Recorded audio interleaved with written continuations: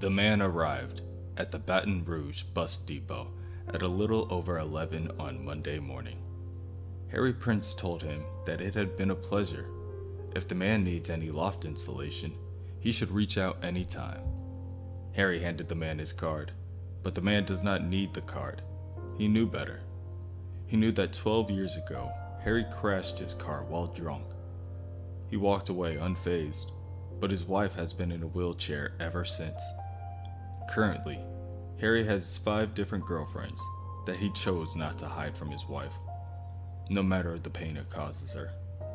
He also knew that Harry is going to die tonight at 5:32 p.m. by being impaled by a swordfish. So you see, the man doesn't need Harry's card at all. On his way to his hotel, the man took a stop into a store, Third Eye Books and Paraphernalia, and purchased some amber incense. He asked the man at the counter if they had sold any Ouija boards recently. The clerk cannot say that they have, perhaps about 6 months ago, but by now the man is already preoccupied with a Goya painting recreation hidden within the store selection.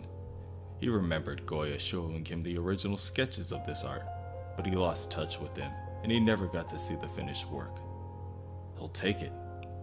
At 11:38, he gave $13 to a priest collection for a mission fund and then laughed for a full minute. The hotel was not the best, but it did have the atmosphere. The devil checked in at noon. That was an hour ago, and 40 miles away. Here, Abby and Swamp Thing are playing games in the lake. She calls this one Creature from the Black Lagoon.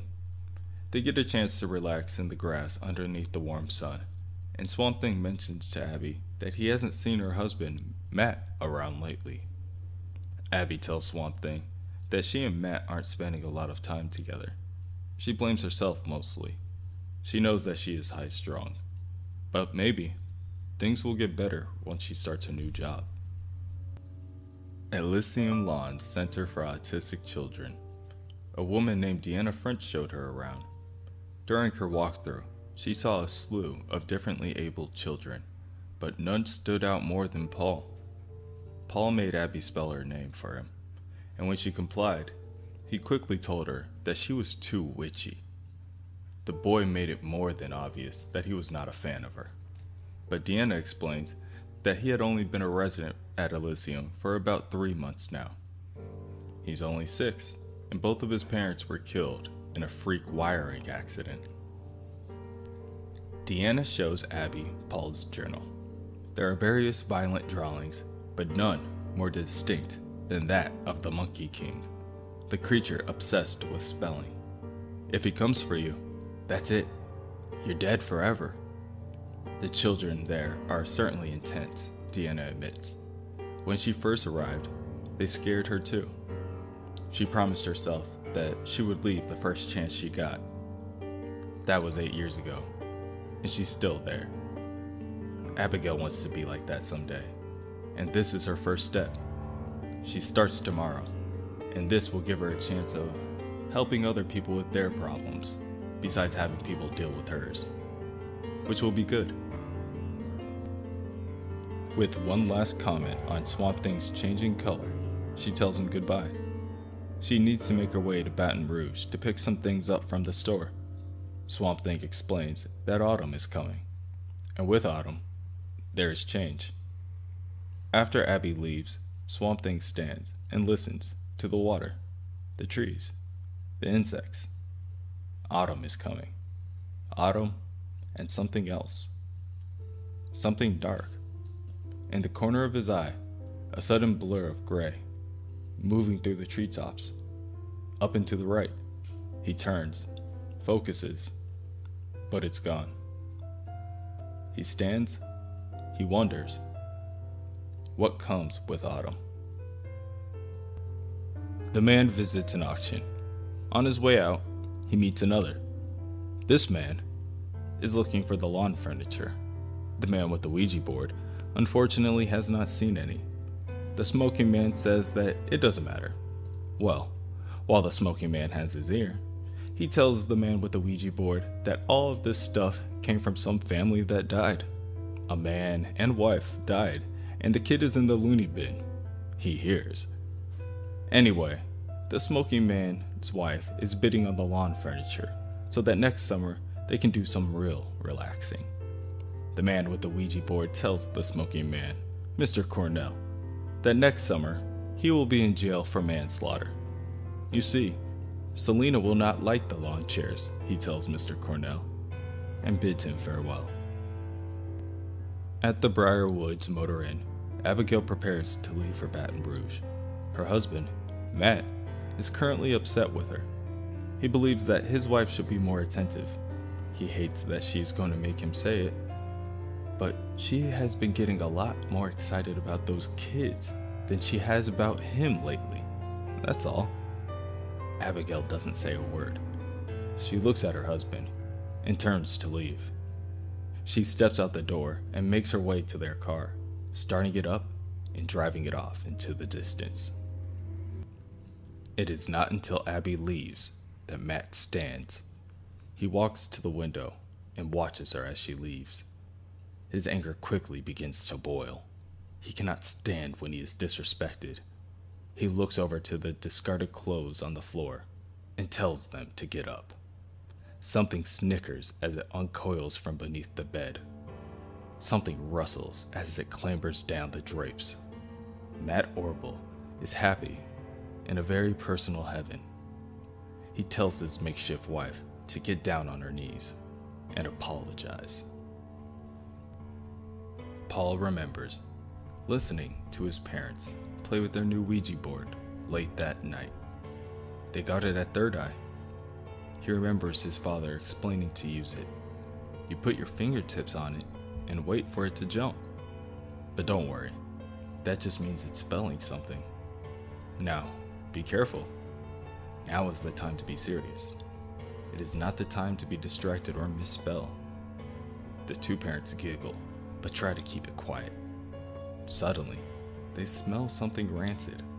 They notice that it's coming from under the refrigerator, but it's too late.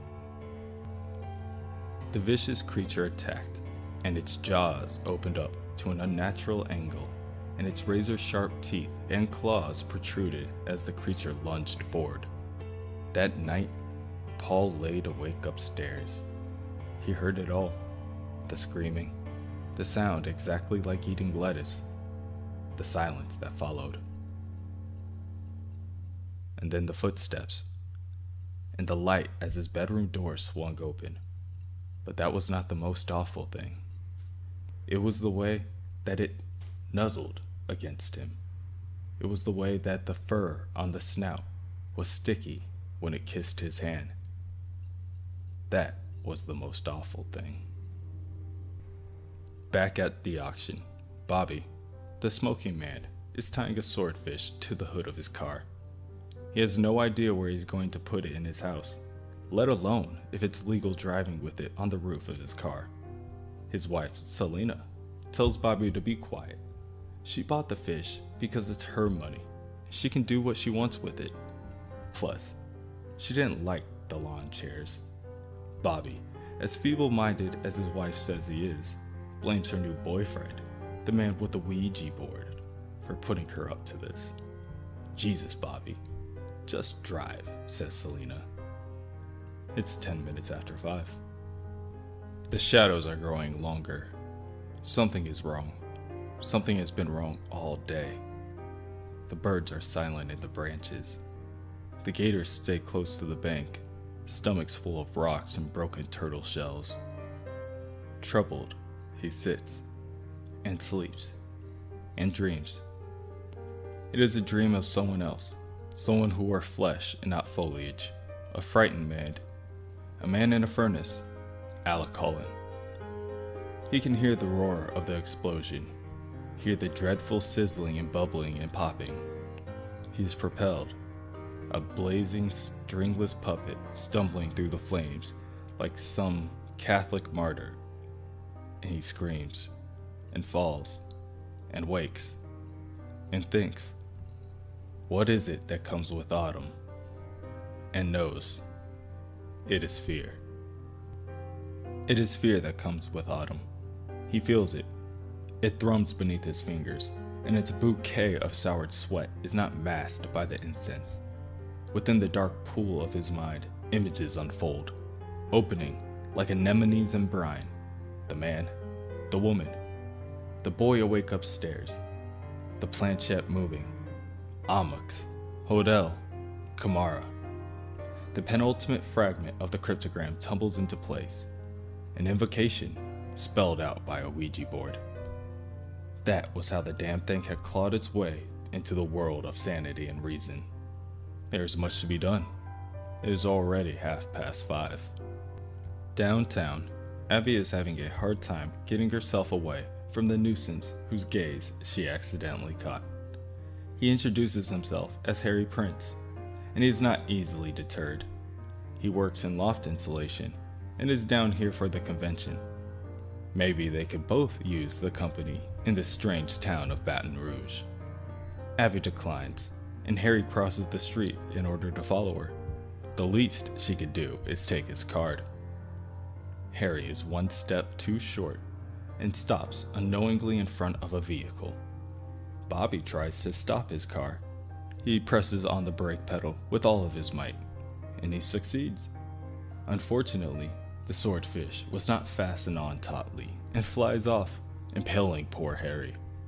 People crowd around and gasp at one another. How could this happen? No one has ever seen anything as strange as that, some say. The police are quickly on the scene to question Bobby, and Abby makes her way through the crowd with tears in her eyes. Death and horror seem to torment her everywhere she goes. That is when the man walks up to Abby, addressing her as Mrs. Cable, and she responds, which is good, for they have much to discuss. Abby does not recognize this man.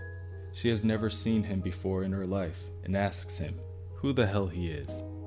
Who the hell indeed, the man says joyfully before bursting into a cackle, eventually roaring to the heavens with his laughter.